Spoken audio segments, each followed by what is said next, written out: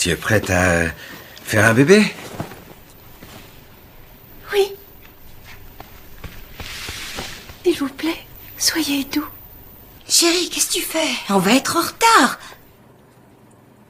L'histoire commence il y a une semaine. Ce jour-là, Gabi a reçu une notification du bureau de l'immigration. C'est à ce moment-là qu'elle a appris que le bureau de l'immigration avait ouvert une enquête et s'apprêtait à expulser sa meilleure amie Xiaomei du pays. Après des années passées ensemble au quotidien, Gabi et Xiaomei avaient développé une profonde amitié. Alors elle a pris sa décision, faire tout son possible pour aider Shauné à rester aux États-Unis. Mais la situation était bien plus compliquée que prévu. Quand ils sont arrivés au bureau de l'immigration, ils ont découvert la vérité. En fait, Xiaomei avait caché cette affaire depuis le début et avait déjà dépassé la date limite pour faire appel. Mais heureusement, ils avaient une autre option. Si Xiaomei épousait un citoyen américain ou donnait naissance à un enfant américain, elle pourrait légalement rester sur le territoire américain. En entendant cette explication, Gabi et Carlos se sont rapidement mis d'accord. Ils ont rassemblé leur courage pour en discuter avec Xiaomei, espérant qu'elle accepte de porter un enfant pour eux. De retour à la maison, ils ont immédiatement informé Xiaomei de leur plan. Cette solution permettrait non seulement à Xiaomei d'éviter l'expulsion, mais aussi de réaliser le rêve de longue date de Gabi et Carlos. Cependant, ils n'ont pas réalisé que Xiaomei avait mal compris leurs intentions. Le lendemain, les trois se sont rendus ensemble à l'hôpital pour procéder à une fécondation in vitro. Mais à ce moment-là, Xiaomei s'est déshabillée devant Carlos. Ce geste soudain l'a complètement stupéfait. Cette scène est exactement la fameuse séquence d'ouverture de la vidéo. S'il vous plaît, soyez doux.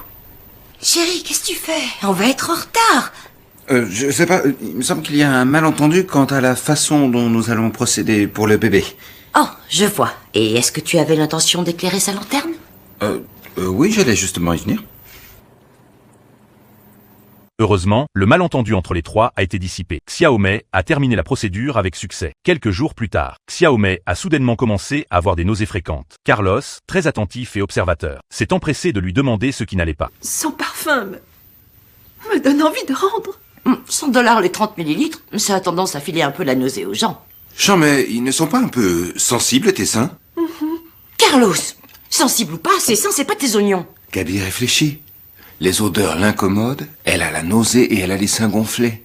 À ce moment-là, Gabi a aussi réalisé que Xiaomei était peut-être enceinte. Alors les trois se sont immédiatement rendus à l'hôpital pour un examen. Comme Carlos l'avait deviné, le rapport d'examen indiquait que Xiaomei portait vraiment leur enfant. Et le fœtus se développait bien et était en bonne santé. En entendant cette merveilleuse nouvelle, Gabi et Carlos ont été instantanément fous de joie. Incapables de contenir leur bonheur, ils se sont précipités pour serrer Xiaomei dans leurs bras. Oh, Madame Solis, vous sentez fort. Ah oui, d'accord, désolée.